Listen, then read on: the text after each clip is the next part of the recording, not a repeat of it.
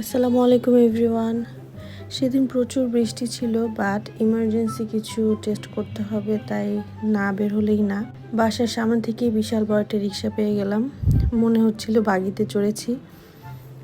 আইসিডিডিআরবিতে চলে গেলাম রিক্সায় করে, যে ওয়েট করছি টেস্ট দেওয়ার জন্য।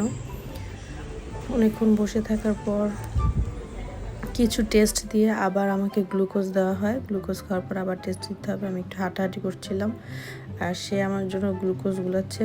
গ্লুকোজ খেতে আমার একটুও ভালো লাগে না, বাট খেতে হবে, কিছু করার নেই। সকাল থেকে খালি পেটে ছিলাম, প্রচুর ক্ষুধাও লেগেছিল।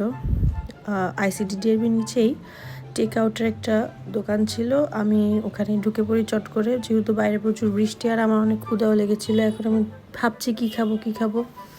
ও আমাকে জিজ্ঞেস করছে আর কিছু নিব কি না। পরে বার্গার আর ফ্রাইস নিয়েছিলাম। আর এখানে আমরা ওয়েট করছি খাবারের জন্য। দুষ্টুমি করছিল ও, আমার কিছু ছবিও তুলে দিল। যাক, আলহামদুলিল্লাহ, খেয়ে তখন ভালো লাগলো। আর আমার বার্গার খুবই পছন্দ, আর টেক আউটের বার্গার অলওয়েজই খুবই ইয়াম্মি থাকে।